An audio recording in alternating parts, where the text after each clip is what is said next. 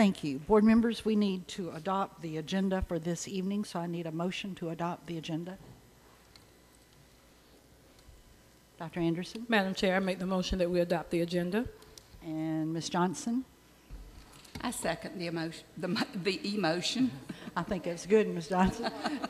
So board members, if you would vote at this time to adopt the agenda. And it is unanimous. Thank you so much. Board members, in accordance with Board Policy BH, it is the duty of every board member to avoid both conflicts of interest and appearance of such conflicts. Does any board member have any known conflict of interest or appearance of such conflict with respect to any matter scheduled to come before the board at this meeting or appearing on our proposed agenda? If so, please identify the conflict or appearance of conflict and refrain from participation in the matter involved. And seeing none, we'll proceed with our agenda. We do have a board recognition this evening, so board members, if you would join me down front, please. And Madam Superintendent.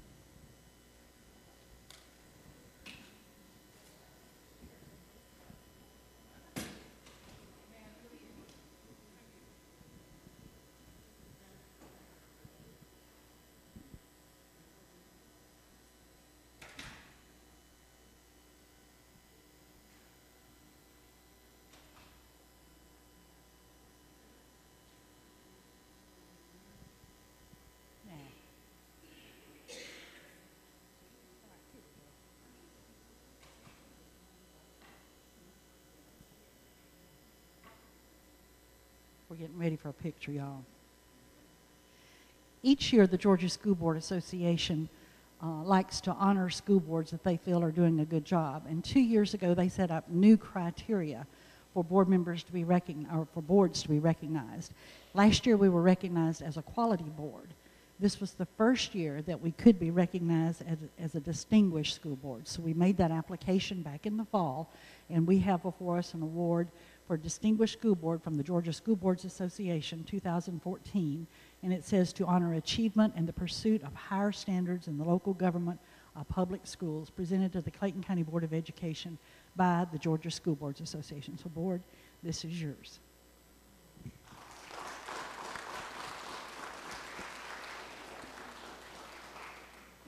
We'll let them relish it a minute, and then we'll make a picture and we'll get back to business.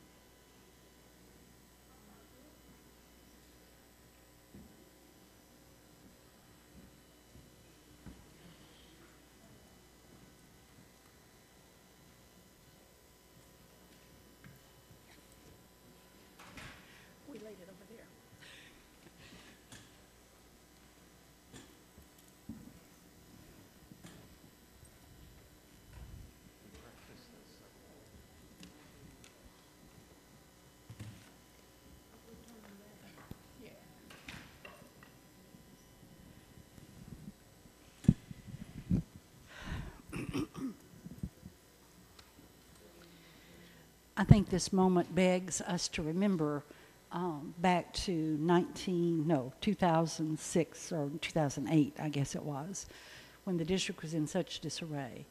And I'm just so proud of my fellow board members and the achievements and the accomplishments and the strides forward that we have made.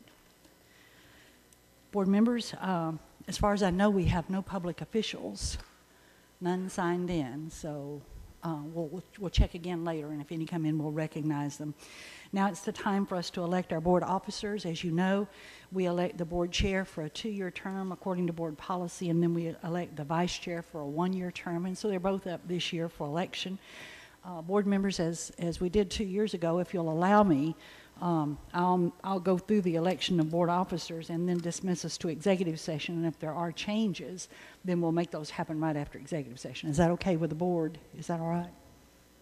Okay, good. So the floor is now open for nominations for the chair. Mr. Christmas. I nominate Jesse Goree to be the chair. Thank you, Mr. Christmas. And Ms. Baker? Thank you. Are there other nominations? So Ms. Goree has been nominated, and then me, Dr. Adamson. What is my name? So we'll do them in the order that they were nominated. So all of those that are in favor of Ms. Goree, if you would indicate by touching your green pad. Okay, thank you. Give a minute for Ms. Sherry to get those. And let me clear my board. And now all those in favor of Dr. Adamson. And there are 5 votes, so I remain as board chair. Well, now,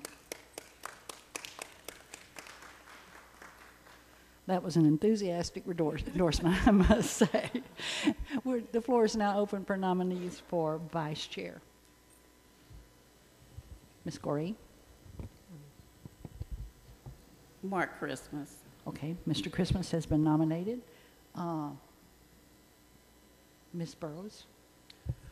I'd like to nominate Dr. Alika Anderson. Okay, so we have Mr. Christmas and Dr. Anderson, and again, we'll vote in that order. Those that are in favor of Mr. Christmas, would you please vote on your green pad? Okay, thank you.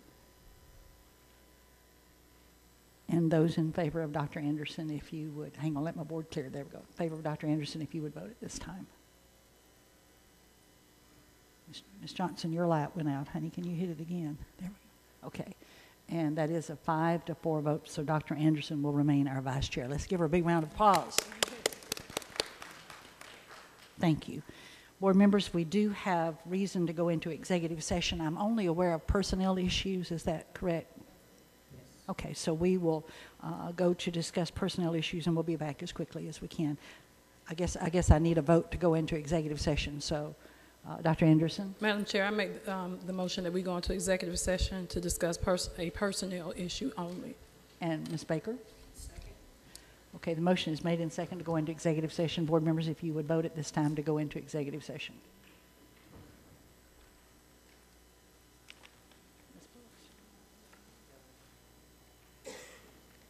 And Mr. Bivens? And it is unanimous. Thank you. Thank you for your patience. The board is back from executive session where we discuss personnel issues. Madam Vice Chair, we're ready for the announcements.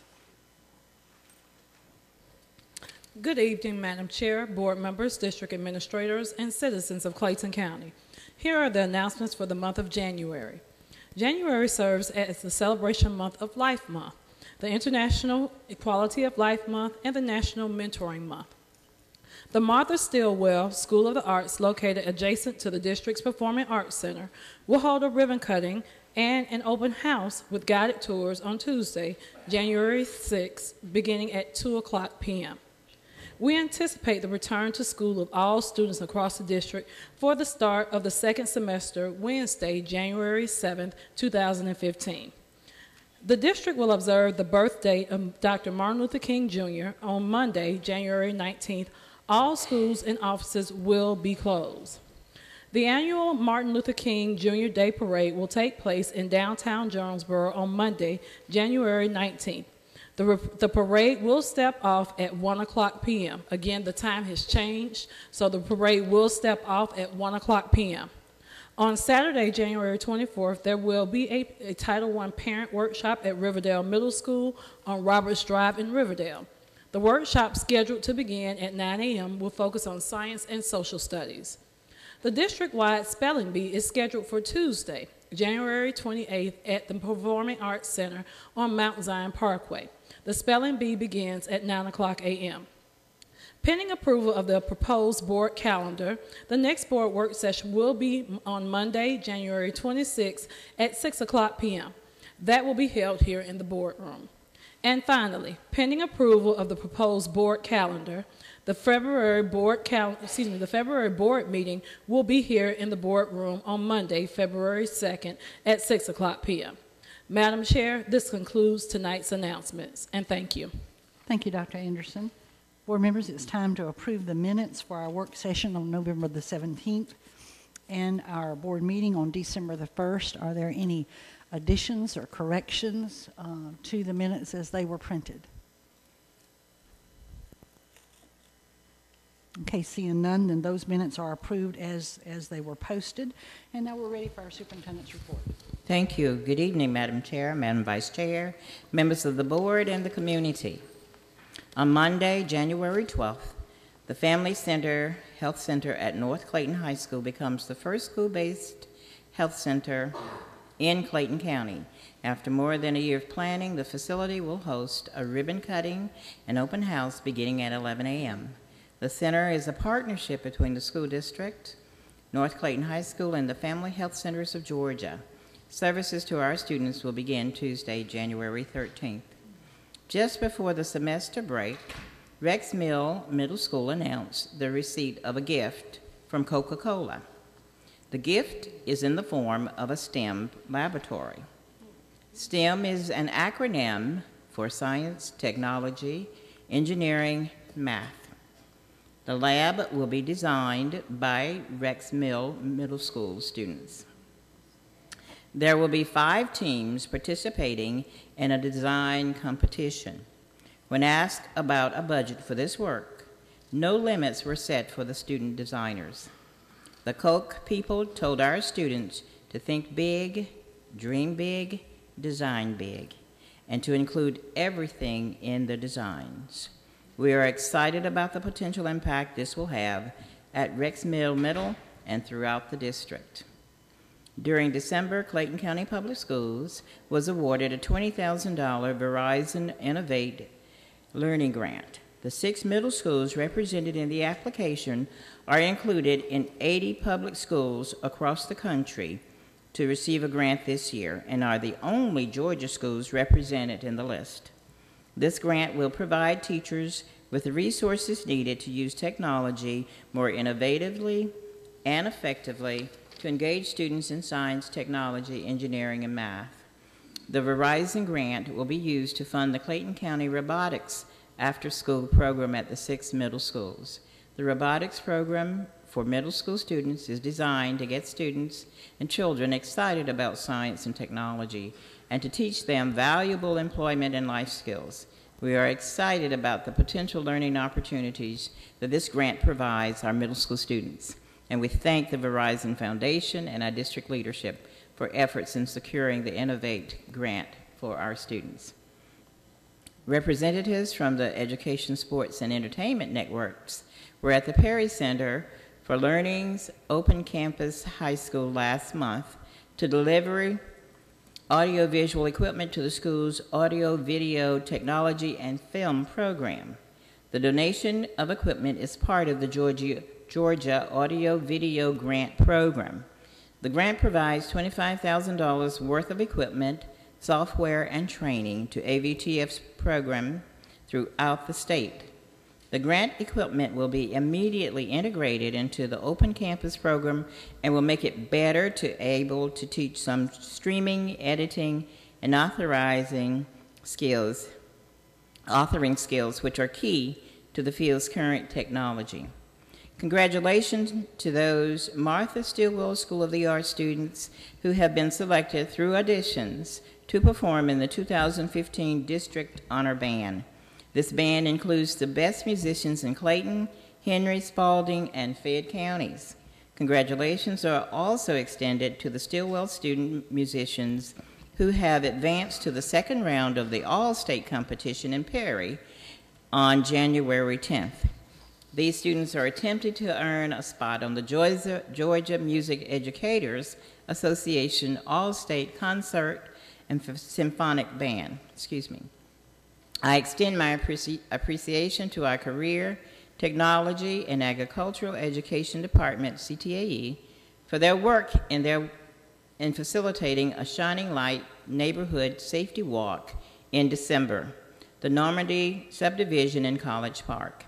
Over 20 students and instructors from the CTAE Law and Justice Program at Drew, Riverdale, and Forest Park High Schools joined with neighborhood residents and law enforcement representatives in the safety walk.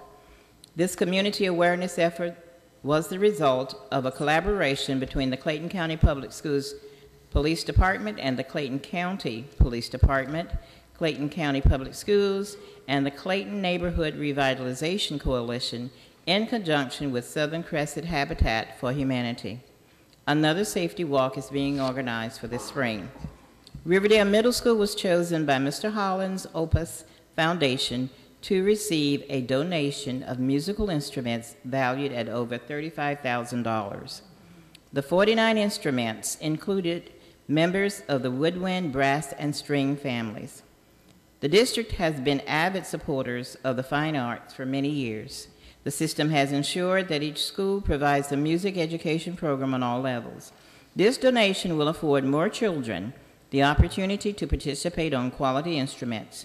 Congratulations to Riverdale Middle School Principal Adrian Cortland, band teacher Jermaine Morrell, and orchestra teacher Renita Pope for their work in making this contribution possible. And we want to thank all of those that have participated in everything that we have done for our children. Thank you, and this concludes this report.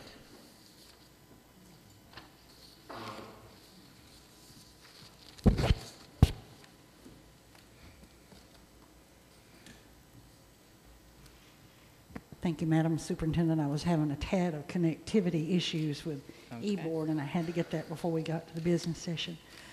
Board members, I want to remind you that this is a work session / board meeting, so as we go through the reports, we will be doing work session work, but when we finish with the consent agenda, then we'll turn around and vote on the full consent agenda, okay? So we're discussing and then we're voting. You certainly have the right to ask the board to pull any item for consideration later like you always have, but remember that we will go through the entire consent agenda and then I'll call for a recommendation as far as a vote, okay?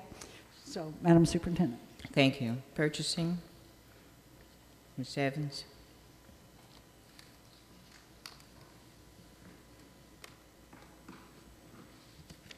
Good evening, Madam Chair, Madam Vice Chair, members of the board, Ms. Jackson, community. You have for your review the November 2014 purchasing report. Consumable purchases over $10,000 are listed on page A1. Questions over A1, board members?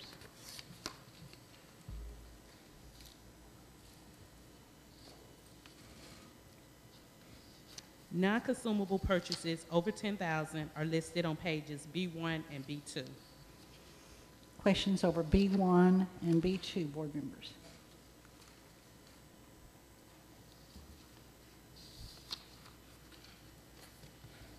Non-consumable requests over $50,000 which require board approval are listed on page C1.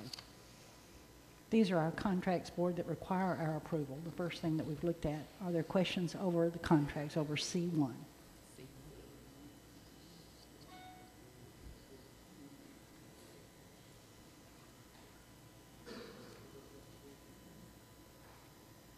Mr. Christmas. Madam Chair, Madam Superintendent, as I was looking at this, I see that we're spending $250,000 on Lee Street. So, the tennis court adjacent to Lee Street, did we not do something with that property? Like, I thought, Yes, sir, This is- that's in the executive summary there. it's in the, it was swapped out, and so we still have to pay a $250,000? This get was this? part of what it was, That was a part of what it was. right. I missed that somehow. This was back in May. And Yeah, so- I remember we swapped, but I didn't know we had to do the, That was part of the swap. okay, all right, thanks. Ms. Gorey? How did I miss that? My concern is, I see we're taking the money out of the general fund. I'm concerned because continually, the residents of Riverdale, that students in particular that attend Riverdale High School, can't get a gym built. We can't get things done over there for Riverdale High School, but we're going to take this money out of the general fund to spend on this. I know it was an intergovernment agreement or MOU or whatever, the swap that we did, but I would like for us to prioritize things that benefit are supposed to have been done for our students first before we start doing something like this, because I'm not sure of the, I don't see the urgency, I guess. And I don't recall us, I know we made an agreement, but I'm not sure that Legal matter. we had a time frame. This So may be- that's my concern. Okay. Thank you, Ms. Gorey. Other comments or questions? Thank you. Mr. Christmas, if you have questions, the whole board would like to hear it. Yes, sir. I'm just, I don't remember, I know we done an intergovernmental swap because we built on their property, but I didn't realize that we was gonna spend $234,000 to, I guess, refurbish this basketball court, and I had no, did any other board members have that knowledge? Am I the only one All of that didn't know? it.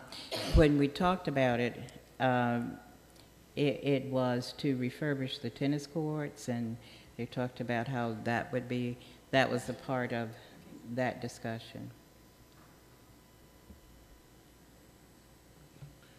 We talked about swapping because of the property, am I correct? That was, the property, if you, we couldn't tear down the Perry Center. Right. Right. And so we gave them this land. And so, And we swapped. swapped. We swapped. right, And so in the part swap- of that was to refurbish that tennis, that area. Okay, so maybe that was my misunderstanding. I didn't get that memo Yes, sir. for some reason. That was, it was because it was already, you know, that, the tennis courts were not in good working conditions. And so we're gonna pay $250,000 to, all right, to fix a tennis court and a basketball court that we don't own. Well, the Perry Center is on that land that does not belong to us. Right, and that was the reason for the swap. I understand that. And that's the reason, yes, sir. And so what we gained is far more than what we are giving. Thank Is that, yes, sir. It's far, right. Yes, sir. You're welcome, sir. Thank you. Thank you.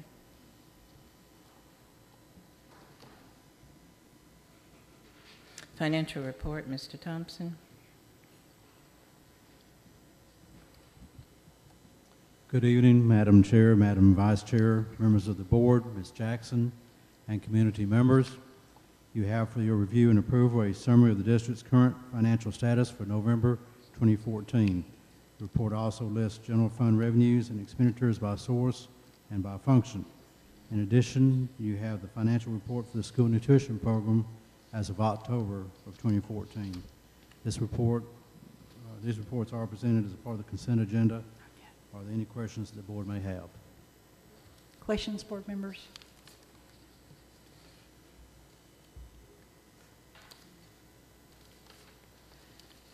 Mr. Thompson, I just have a quick one. Hang on, let me get there. Having to shuffle papers I had not anticipated.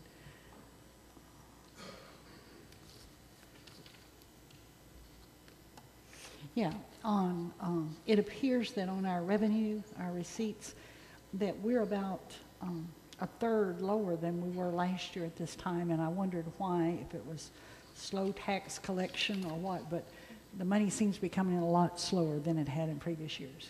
Yes, ma'am, I noticed that as well, and it's a matter of which month it ends up being reported in, and it just happened to come in earlier last year. You're correct. So we shouldn't write Terry Baskin a letter and ask him where our money is yet? Well, in the meantime, we've gotten the money in the next month. So. Okay. All right, thank you.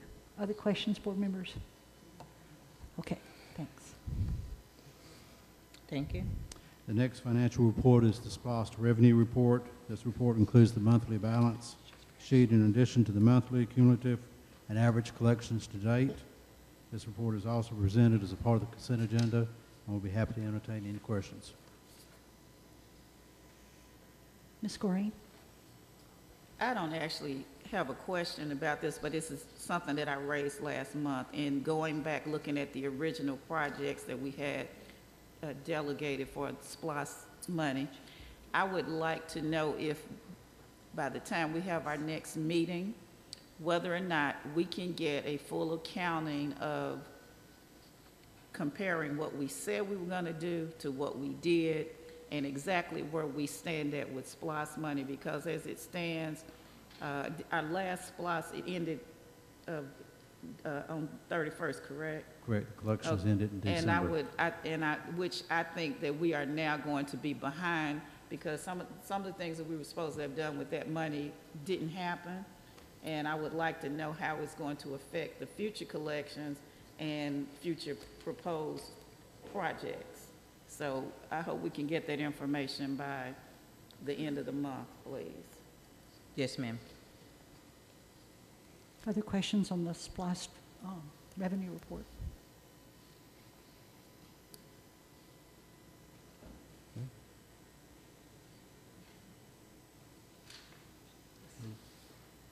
Okay, Madam Chair, Madam Vice Chair, board members, and Ms. Jackson, and community members, you have also, the board members have been presented with a copy of our audited financial statements for the year ending June 30 of 2013.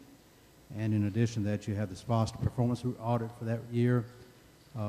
Sherry is handing you some information that summarizes those financial statements that you have already received and the report that you've already received. This evening, I'm pleased to present to you Ms. Meredith Lipson from the CPA firm of Malden and Jenkins. They are auditors, and she will be sharing some comments with you about the audit.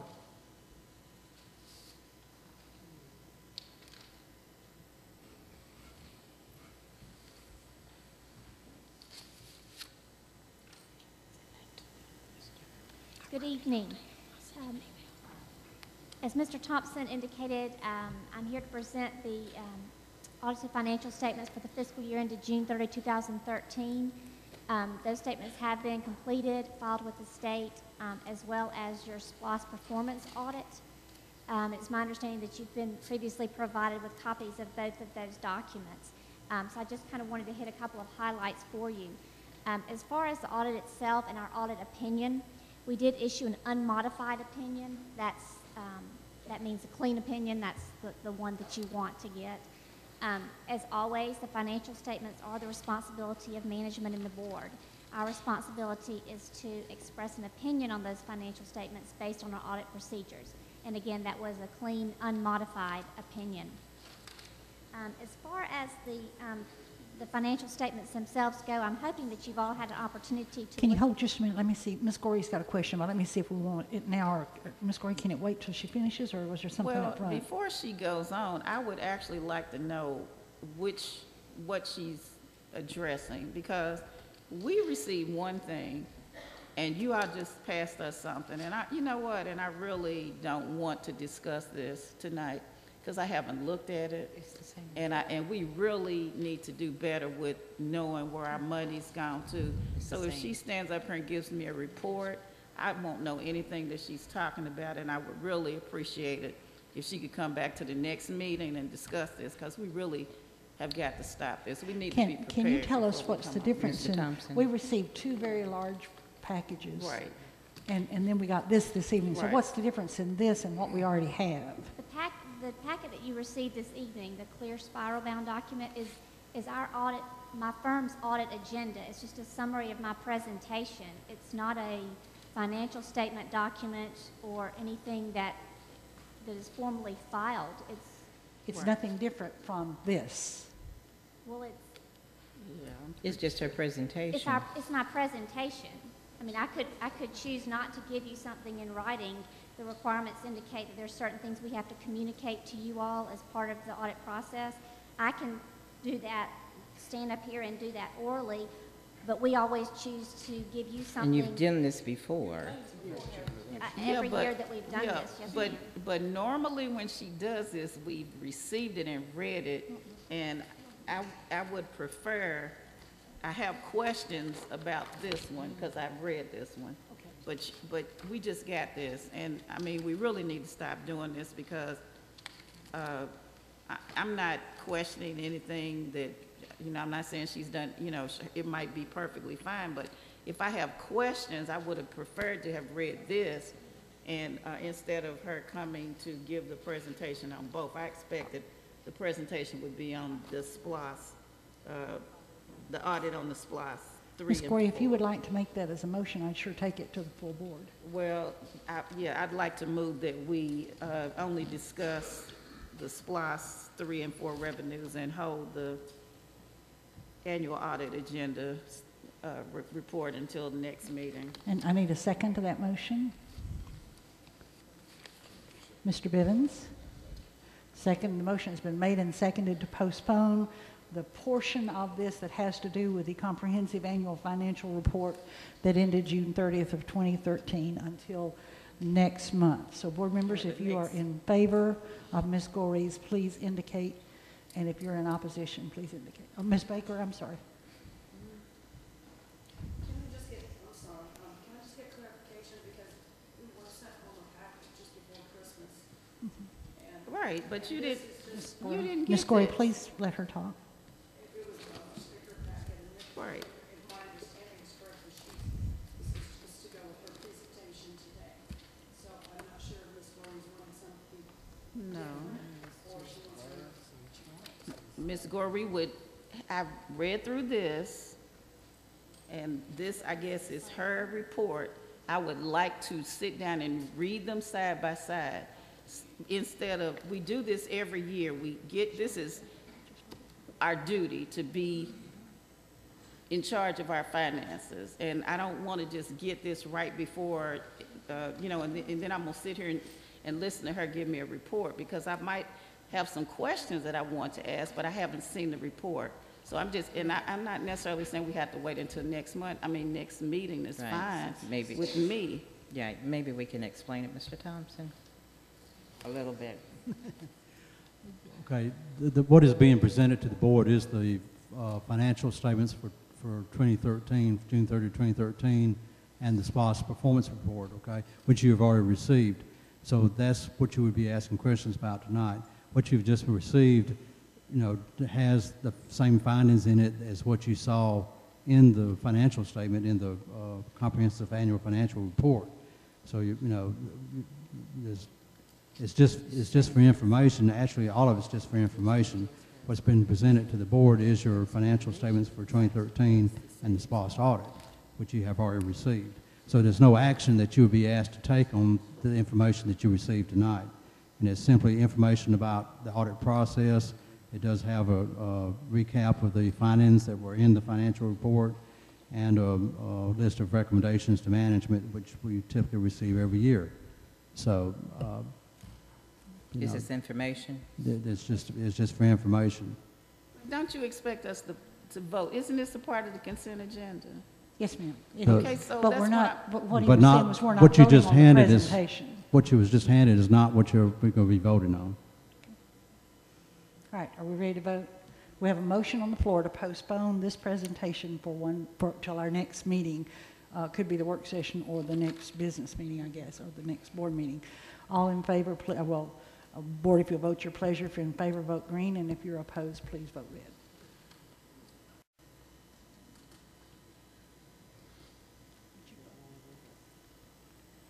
And the motion fails for a lack of majority. You may continue.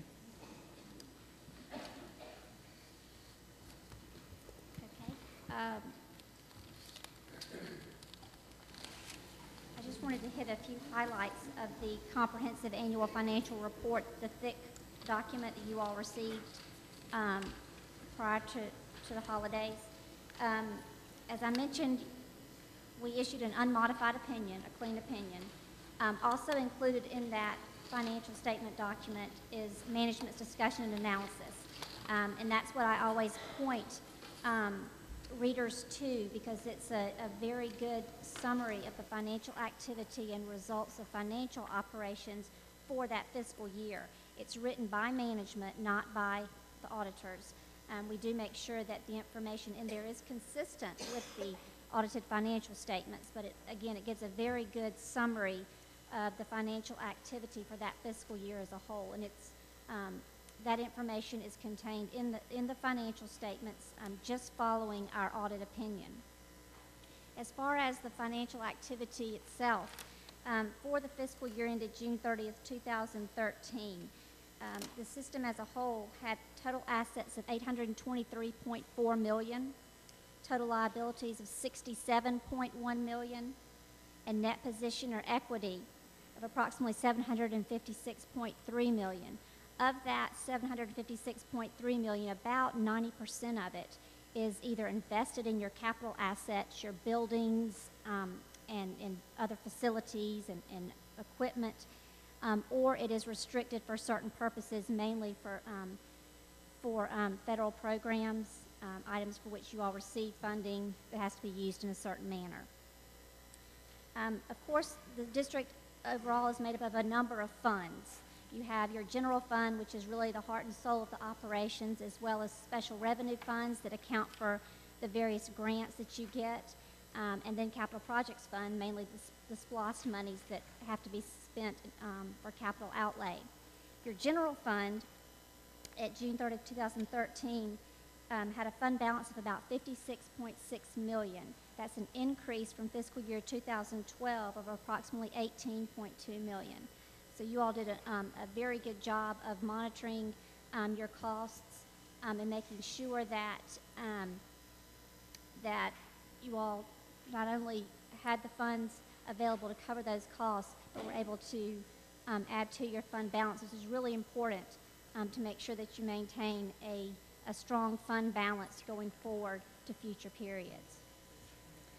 Your SPLOST fund, which is the other of the larger funds, of course, that one, the equity or the fund balance of that fund is going to fluctuate every year. Some years you're collecting a lot more than you're spending.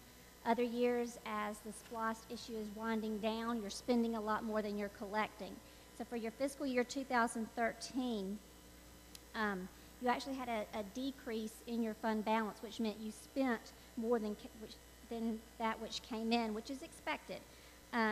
It decreased about $44 million.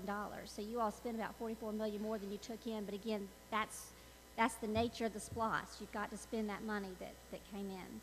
And those are the two of your larger funds. Most of your other funds are special revenue in nature, your Title I, Title 6B.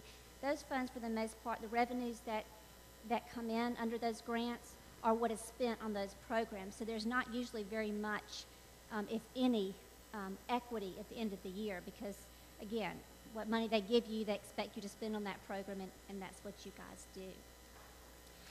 The financial statements are laid out in the same format as they have been in the past. So there's a lot of footnotes that explain the details behind the numbers. We also issue what we refer to as our Yellow Book report, or it's a report under government auditing standards. It doesn't give an opinion on internal controls and compliance, but it does explain that we have taken a look at those and indicate whether or not we have any findings. We also issue our A133 report, which is on the single audit. Because you all expend in excess of $500,000 in federal funds each year, you all are also required to undergo a single audit in which programs are selected, different programs each year for very specific internal control and compliance testing. As far as findings that are indicated in these two reports, we did have several, mainly related to some journal entries that needed to be posted, to correctly report some of the taxes receivable and grants receivable and some of the accounts payable balances. And then we also had one finding related to, I think it was the school, just kind of drew a blank. It was related to the indirect, properly charging indirect costs in one of the grant programs. My understanding is, based on the work that we've done or just about completed with our 2014 audit, is that all of these findings have been addressed, and they will not, as best I can tell right now, will not be repeated in your 2014 audit. We also, as Mr. Thompson indicated, we performed our SPLOST performance audit, which was the other document that you received before the break. That is done in order to be in compliance with state law. It's a process whereby we test the school system's procedures related to SPLOST funding, and we test a large sample of SPLOST disbursements to make sure that those are in accordance with the referendum as to how they're to be spent, and that there's adequate support documentation for those. As far as the various objectives that we had to take a look at, all of those objectives were met with the SPLOST audit. And as far as the expenditures we looked at, all of those were appropriate SPLOST expenditures. And so the state requirements were met with that SPLOST performance audit. I'll just mention briefly, since I know some of you would like to take a look at it, but the document that was handed out to you this evening really is just a summary of what I've just talked about. As I mentioned, the standards that guide us require that we communicate to you certain bits of information about the audit process, and that's been communicated in here. These are things, just throw out some of them, because I won't read through this whole document for you, but just to make sure that you all understand that the financial statements are your responsibility. Our responsibility is to audit them and express an opinion. There's information in here related to accounting estimates. Estimates are inherent in any audit process. We talk about audit adjustments that were made. We also are required to mention whether or not we've had any problems or difficulties in performing our audit, of which we did not have any. I also included in here just a couple of graphs. The information comes straight from the financial statements that you've been given on your general fund, showing you the sources of revenues and the various types of expenditures that are included in here, as well as a history of your fund balance over the past few years, so you can kind of see how you all are moving as far as your fund balance goes.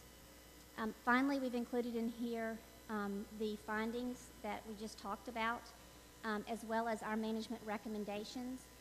Every year, as part of our audit process, not only yours, but all of the audits that we do, we usually have recommendations that come from the work that we've performed. They are merely that, recommendations. They're not things that you have to do or have to change. They're suggestions that we make to maybe improve efficiencies or just kind of enhance operations. We do have several of those included in here. Again, they're in the same section with your findings, but they're not findings. They're labeled separately. Again, they're just suggestions for improvements in the financial statement process. And finally, we've also, just to make sure that you all are aware, there are certain standards that the Governmental Accounting Standards Board, as always, has issued that will be coming down in the next couple of years that you should be aware of them. A lot of them will not affect you all, but I have included them in here so that you will know that they are out there. The one big one that's coming out in fiscal year 2015 has to do with the pension liability. I think a lot of you are probably familiar with that. It's requiring that for all governments, the liability be reported on the balance sheet for the future pension costs.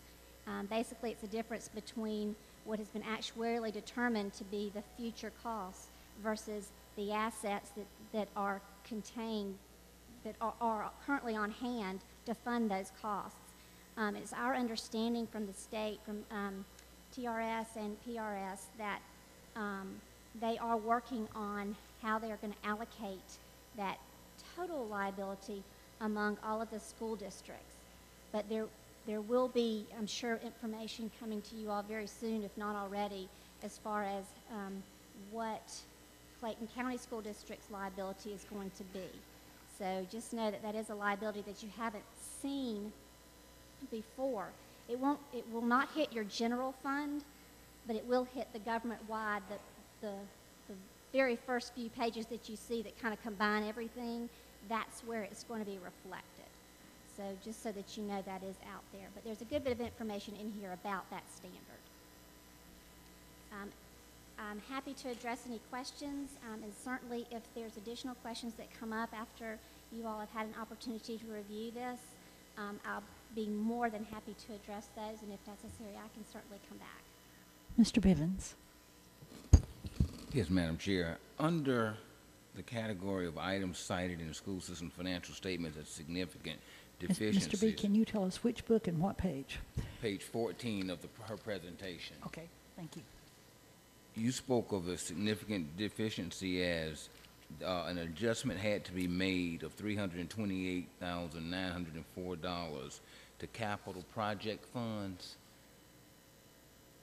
Yes, sir. Is that a spillover from SPLOST money being used for capital projects, or will we just, how would that type of, I guess this is geared toward the superintendent, how was it that we had to make such a healthy adjustment? Why was it that much? The adjustments that we're speaking of here relate to accounts payable. You know, at June 30, 2013,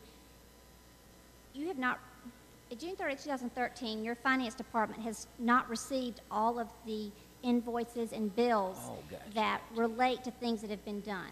They trickle in July and August, and sometimes even in September and October, depending on contractors, you know, and businesses that you purchase things from.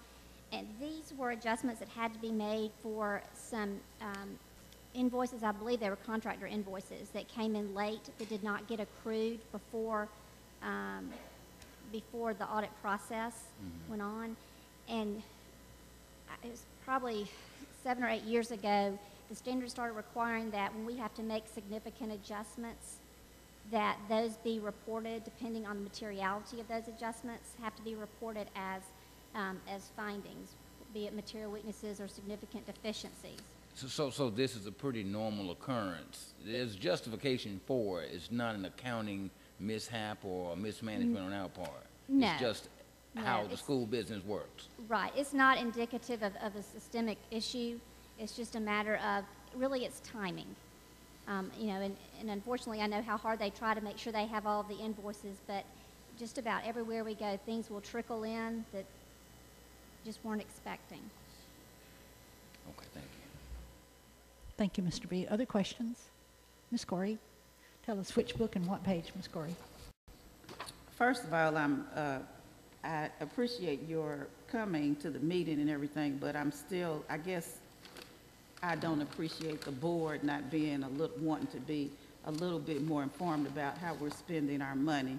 I'm looking at what I did read, and that was the performance audit on the SPLOST 3 and 4, and actually I'm just looking all the way from at the introduction. If we really looked at what we were supposed to have done with SPLOST, I'm just trying to understand how it is that we, like if we just look on page I'll just look at the top of page 4, where this is the concluding statement of things that we were supposed to have done. And we were supposed to do something with the maintenance department, Tower Stadium, Ash Street, Performing Arts, and it goes on to say up to about $270 million. And it goes on to talk about the capital improvement programs and equipping one new 6 through 12 charter school, which we have not done. We're supposed to have put 9 auxiliary gymnasiums for each of the existing high schools. We still haven't done that.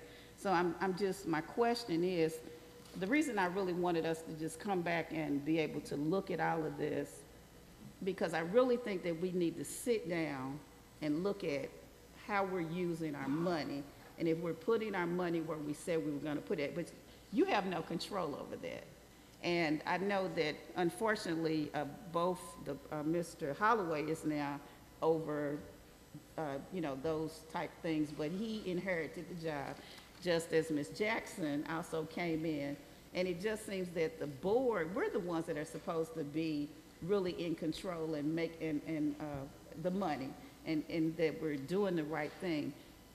We generally vote on information that's given to us by the superintendent. And the problem is, just like right now, I raised the question of, can we just read this and do it again? But always, the vote's gonna be 5-4.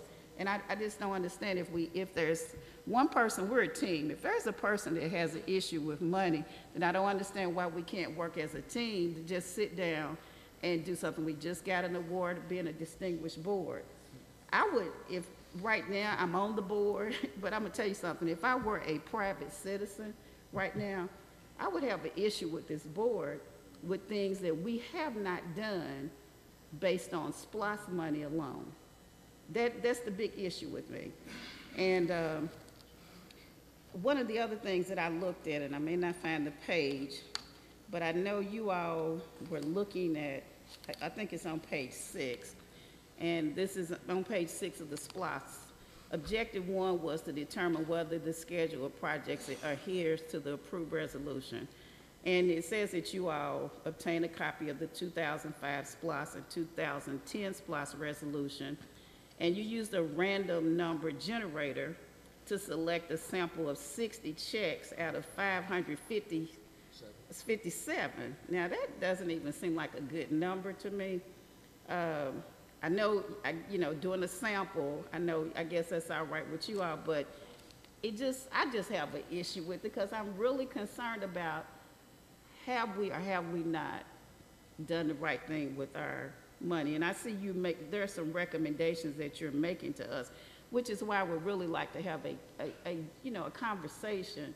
And so with some of the recommendations that you've made to us, so we could have that conversation with the superintendent, and even also with Mr. Thompson, because again, he's inherited, turnover. And I just want us to do things in order. And so that's just, that's one of my concerns right now. I mean, I could just go through, I'm looking at another one on page 17, and I'm assuming it's the new document that we just got out, because I'm just perusing it as you were talking. This says number 8, IT policies, and is that technology? Is that what your IT stands for? And I think one of the things that concerns me, it says that during your discussion, it said we noted the following issues should be addressed. And it says that no committee or other group is currently charged with the responsibility of reviewing and approving IT plans and priorities. Now, when we had our SACS review, that was the area that we were written up in. So if you all found this to be true, but this is the 2013 audit, I don't see anything, I have not seen any report yet that says that anything has changed. So, and I think we need to address it, because that was the issue that we had with SACS. And we just had an issue a couple of months ago with purchasing computers. We said we had an emergency purchase, and that was not the case. So there are some things that we really need to sit down as a board. We cannot continue to just get these little presentations and just be a 5-4 vote that says everything's all right. We need to really address some issues that we have. I'm going to let the superintendent just comment real quickly. just briefly, on just that one piece with IT, because as you know, we have, part of what we were doing was reorganizing, restructuring, and that is a part of that, because we do have a new director, and we had to get other people in place for the IT department to function. And we're in the process of doing that and with the committee, and we had a plan that that we found when we got here. And so we had, those were some issues. But as we have reorganized and hiring people to address those issues, I think we are making progress toward that, and with cabinet. So I don't want to address it here right now, because that would not be the appropriate place to do that. But I do understand what you're saying, and that has been a focus for us. It does take time to put those items in place, but to say, I just want everybody to know, though, that we have, I think, demonstrated our belief in making that happen as Sachs had asked. But that's not the place right now for that. But you're right about where we go with this, because we are working very diligently to make sure our RT, and as you know, we have been working toward that, and given what we had done in this district, we were invited to the White House because of that. And so we are working. We might not have communicated it as appropriately as we needed to, and we will be on target for that, Ms. Goree, board members. But I don't think we would have been invited had we not had those particular pieces in place and could express them well. And so we will work more diligently to inform you about that. Ms. Goree. I applaud the fact that we were selected to go to the president, to D.C. and, be with the president and all that. However, as I said, I have not seen anything in writing given to us.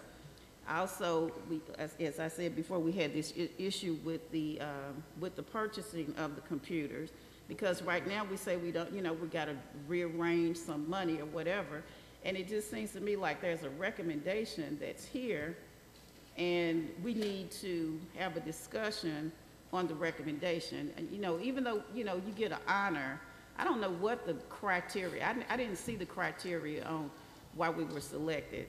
I saw that out of a lot of the major school districts, we didn't get the technology grant from the governor. So that throws up a red flag with me. And I know that we're not, one of the reasons that Sachs had a problem with us, because we weren't adequately using technology with our children. But again, my point is that, as you're working on that, Ms. Jackson, it would be nice for us to know who the people are just with their recommendation that is reviewing. Because even though we have a director, and, we're trying to get all the people in place, it's always good to have oversight. So, we just can't just take for granted that, what you're doing is fine. Because even when I'm doing something, I would like for someone to give me some constructive criticism, to say, well, maybe you should try this, that, or the other. And it would be nice to involve the constituency, our parents, and people on the committee, not just the so-called IT group, because we do need to use it effectively. We have been, the leader in technology in the state, and I'm very proud of what we've done. But I just wish that we could sit down and really study some of these things that come before us, and when someone raises a question, that we could, just stop and say, okay, well, maybe we do need to look at it, and not let it just even have to boil down to this 5-4. We need to get away from the 5-4. And Ms. Goree, thank you. We do have the cross-functional team in place that we do present information, and perhaps we just didn't express it very well. But we do have structures in place. But we will get that information to you and to the board members so that we can talk about it. Ms. Burrows, I think, is next. My question is for the presenter. Did you not say a few minutes ago that if we went over this material tonight and you made your presentation that you would be happy to come back. Yes, ma'am. Well, my suggestion to the board is if you have a slew of questions that you want addressed, our presenter has agreed to come back, and I would like to look over everything myself. And I think we should just do that. Take it home for homework. And also, you're more than welcome to call me. Mr. Thompson has all of my contact information. You know, I'm in and out a lot, but I will call you back, and I'll be happy to address any questions, or again, I'm happy to come back. Okay, Mr. Bivens? No? You okay? All right, other questions before we let our speaker? Thank you so much. Thank you.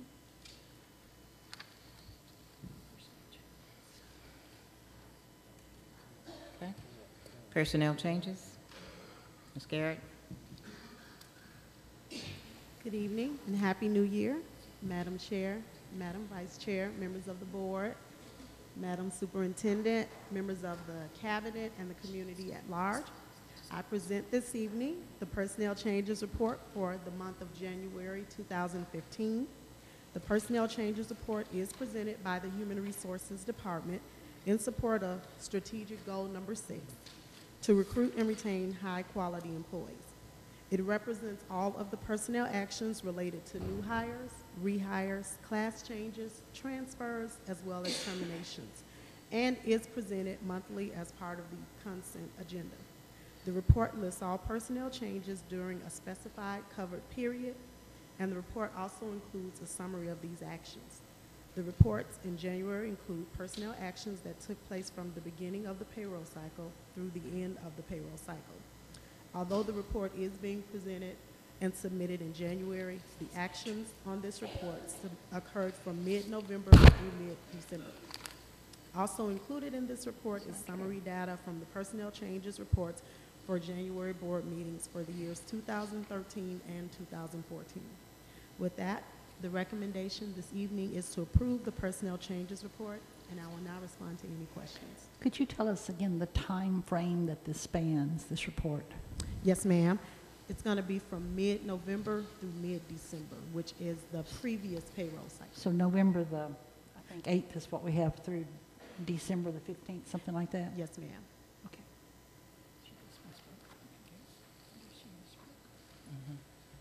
Ms. Gorey. I believe we had a job fair, and I think one of the concerns that I'm hearing over in my neighborhoods are with bus drivers. So how do we do with acquiring new bus drivers? Because I know we're transporting more students this year. Yes, ma'am. What we are actually in the process of, those packets are being submitted so that those individuals who are selected can actually go to the next course for the CDL training. Okay. Yes, but it was, we also had a huge turnout for school nutrition as well. So Right. we do believe that that was, we had about 200 individuals. So we're hoping we can get some of those positions filled in both of those key areas. So. And also how we're looking with our teacher, our classrooms. Are we doing all right? We're getting better. We're at about 115 vacancies, but we have about 30 packets flowing through. And the principals coming back today, I know about 3 of my principals called and told me they're submitting packets, so they're dropping them off. And those are generally going to be your primary, your December graduates or individuals who may be moving into town. Okay, thank you. You're welcome. My pleasure. Other questions about the personnel changes report? Thank you, ma'am. My pleasure. Again, Happy New Year. Thank you. And the construction, Mr. Holloway?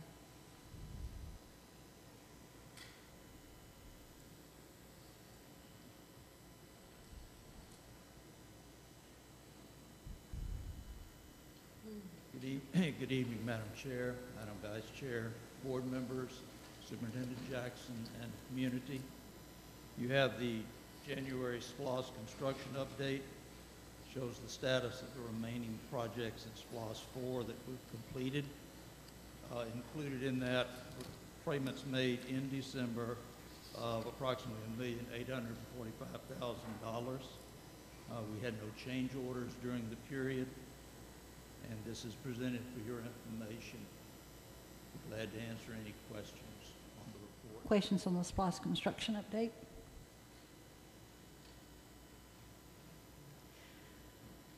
Mr. Holloway, and this absolutely has nothing to do with the construction update, but it does have to do with construction, and we are about to open a beautiful new facility. The Georgia School Boards Association has awards for beautiful facilities that are opened, and I would, just a comment, I would like to see us put our little hat in the ring for some of those awards that we should have when Eddie White was built. We should have, that was the most beautiful building, and we should have applied for some kind of an award for that. But I would just love to see us, Madam Superintendent, put some of these things, because I think, I realize I'm just totally prejudiced, but I think we have the prettiest facilities of any school district around. I just think we have. Yes. And so I'd like to see that happen. Mr. Bivens, something more relevant than mine, I hope. Yeah, Madam Chair, in keeping with something that Ms. Goree said, as I look at our SPLOSH construction update, the completion date category or column, was that the completion date that we were supposed to finish these projects? That was a contract completion date. I would explain that, as you know, once the project's completed, students are able to use it. We have punch list work to be done, and we hold money, obviously, on the contractor until all the punch list is done, all the documents required by the contractor submitted. Sometimes that takes 3 or 4 months, and particularly if we're in dispute with the contractor regarding some financial items. So that's why you will see a contract date, and yet the project is still open, quote unquote, 4 or 5 months later. Does that address your question? Yeah, well, kind of. Under the Morrow Annex, you have a completion date of 11/16/2012. That's years. That's correct. And there's still things going on with we're that. We're still holding money because of items that are unresolved. Did the Stillwell facility open up early? No, the Stillwell will open as scheduled on this Wednesday. The contract completion date for him was late August. Yeah. So, we used those 4 months intervening for textbooks and furniture move-in and all the equipment. Okay. All right, thank you. Yes, sir. Ms. Goree. So, Mr. Holloway, just in the other presentation, the SPLOS originally said we were to do the charter school. Yes. So this is pretty much everything that we're finishing up. So we have funds for that. The charter school will come out of SPLOS 5. Okay, it's going to come out of 5. Why is it not coming out of 4? Well, I think as you have pointed out, we expended more monies on certain projects than maybe was originally proposed. Right. And another addition too was we didn't collect everything as well. Well, it's, you know, we might have not have collected everything, but see, that's my problem that I have here, is that if I'm not mistaken, did we actually vote to have the charter school actually in 3? That I believe it was. I believe it was before when we came on the board, we were already supposed to build the school. So we didn't do it with 3. We haven't done with 4. And now we're getting ready to go into 5. And you don't have anything to do with this. You inherited this. You and Miss Jackson. We also inherited it as well. So the thing is, what I'm saying is we're very behind. And that bothers me because, you know, those kids, we've had a class that have graduated from the school already and it hasn't been built, and we still don't know what we're going to do. And now I assume, we can't even start digging anyway because we got to wait for some money. We have to wait for the rest. So I would like us to I just want to see. And we're going to do that, Ms. Goree. Yes. I think we're going to do that. But we also had to gather the data and make sure what we're presenting Well, I is understand, right. but see, it's just like, what bothers me, and I'm glad we got this beautiful Stillwell school we're going to open and send people into, but Stillwell school wasn't on the agenda. And we built the Stillwell school, and we didn't build the charter school. And that's what the constituents voted for.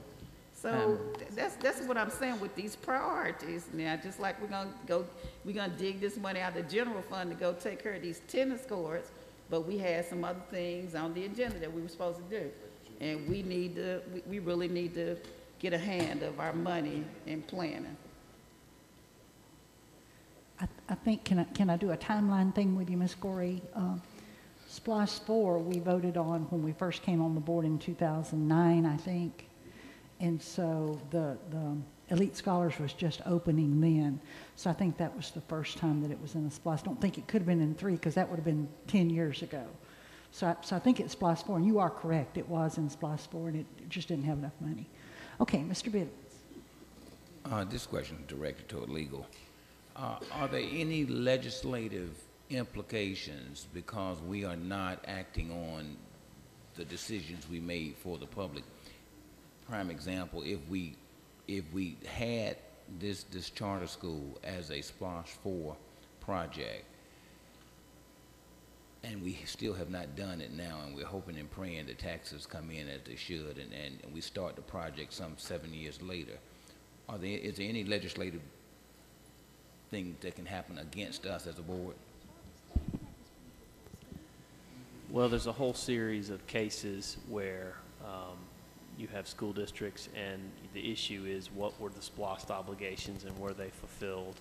And those cases, they're mostly decided by the facts of each case. So in general, you know, I would say you need to, as a school district, try to uphold what you have in your planning documents. You know, when you get into the specifics, it's much harder to say what exactly the obligation is because the cases tend to jump all over the map. And they go back quite a number of years into the 1990s, I would say. And, you know, throughout the state, you'll have cases from time to time. But I think that's the best way I could summarize what the litigation activity has been, Mr. Bivens. Okay, I remember our county government created a SPLOST whereby certain rec centers were supposed to be built, and they really were beat up because they didn't do those things, and I don't want us to be put in that position. I don't want us to be put in, so let me clarify. Yeah. It did not say a charter school. It said a 6 through 8 school. 6 through 12? 6 through 12, I'm sorry. You know, it's 6 through 12, but it didn't say specifically charter. But, so we just want to clear that up. But if we could, but I hear what you're saying, and we're going to bring that presentation about where we are, what we had, and then what we did not collect, as well as what we did collect and where we are, and also, you know, the board, where the board stood on all those projects. So we will bring that to you. Thank you. Ms. Gorey, real quickly. No, you okay? All right, good. Thank you. Other questions for Mr. Holloway about the general report? Thank you, sir. I do have 2 resolutions requested, one for Lovejoy Middle School and the other for Anderson Elementary School, so that we can make our final application for the state outlay funds, and would request the board to approve a resolution to that effect. Questions about those 2 resolutions, board members?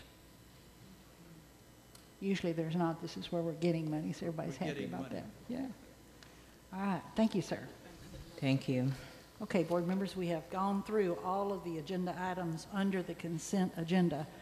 So I'm going to call for a vote to approve the consent agenda. This is this joint meeting where we discuss and then we turn around and we vote on approval. So the floor is open for a motion to approve the consent agenda. Dr. Anderson. Madam Chair, I make the motion that we approve the consent agenda as it is. Mr. Bivens? I second it. Okay. Board members, we have a motion and a second to approve the consent agenda as it is. Ms. Gorey, I'm going to clear my board, y'all, so don't ring in real quick.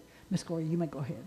Yes, I would like to have the financial audit and SPLOST pulled from the consent agenda, please. Okay, and board members, it is our practice to do that, so we'll vote on that separately, okay? So we have pulled from the consent agenda the annual, the financial audit and the SPLOST performance audit for 2013, and then we'll come back and we'll vote on that. So right now we're going to vote on the rest of the consent agenda. Are you ready to vote on it minus the Madam Chair, I guess maybe I need to amend my motion to have it pulled and for us not to vote on it this evening. Ms. Gorey, I don't think you can do that. I think you can pull it, and then Okay. once we pull it, then you can ask that we not, okay? So we're going to vote on everything except the D item, board members. So if you would vote your pleasure regarding the consent agenda at this time. And it is unanimous. Thank you. And now we'll go back and we will consider the financial audit and the SPLOST performance audit. The floor is open for a motion regarding those two.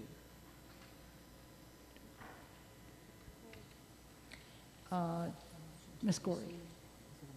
Well, I'm going to move that I always have the word wrong. I don't know if this is postpone. Is that the right? I move that we postpone the vote on the SPLOST, the financial audit and SPLOST audit. And typically you have a postpone until. So until we can. Can you say like the next board meeting, Ms. Gorey? I'll say the next board meeting if that's when if we can, have it on the agenda to discuss it and have questions answered. Okay. All right. So we have a motion to postpone a vote on the audit until the next board meeting, which means that it would be on the work session and then on the board agenda. I need a second to that. Mr. Bivens? I second it. Okay, I've got a motion and a second to postpone a vote on the financial audit and the SPLOST performance audit. Okay, so we're ready to vote. Are you ready to vote if you're in favor of that motion? No, hang on, Dr. Anderson rang in, so let me clear her. I think she's through. It's clearing. Okay, now it's good. Okay, so we're voting on the motion to postpone.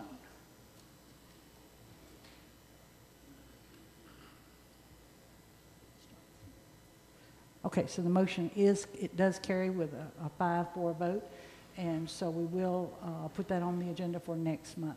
If you would communicate with the superintendent if you need further information on it other than these 3 packets that we now have, okay?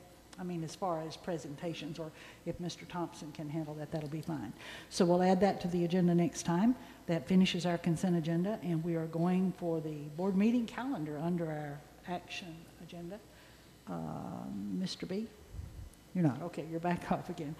Board members, if you'll remember, we approved a calendar a couple of months ago, and we did so tentatively because our policy says that we must approve our board meeting calendar at our January board meeting. So that's where we are. We're here to give a final approval to the board meeting calendar for 2015. I need a motion regarding that, please.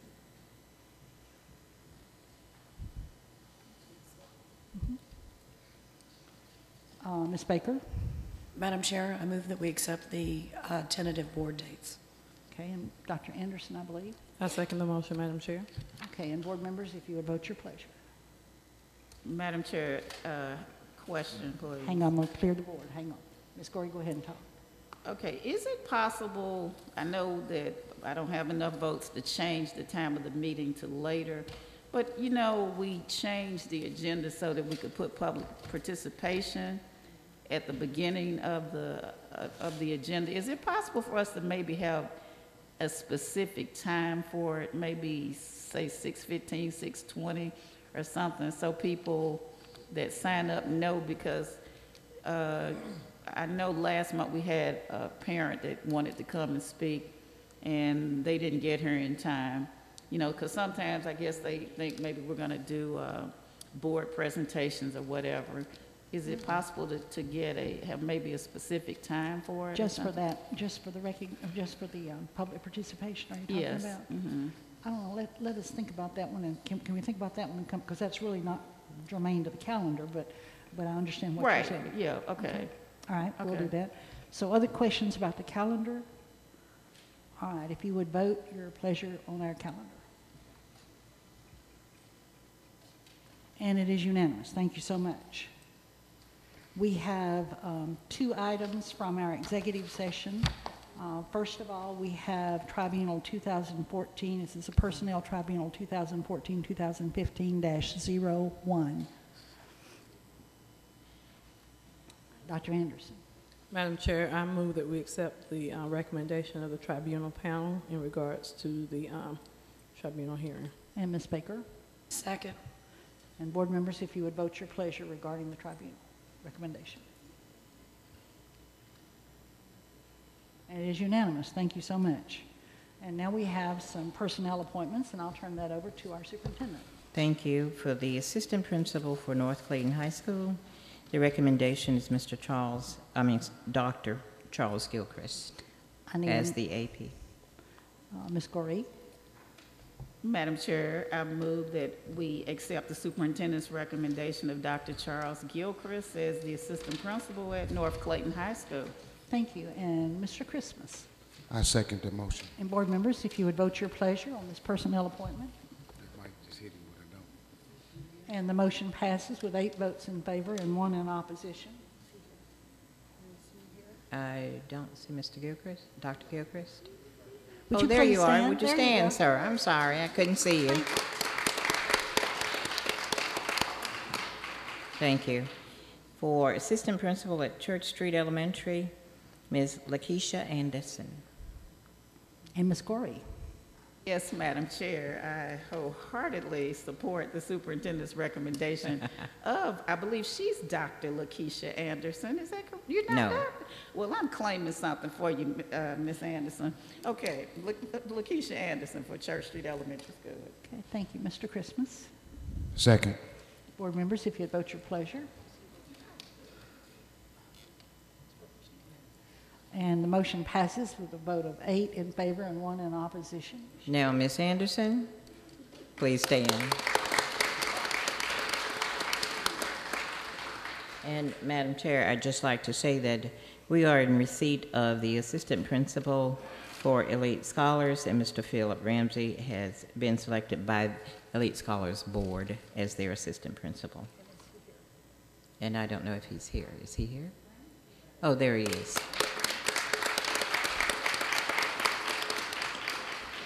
Thank you.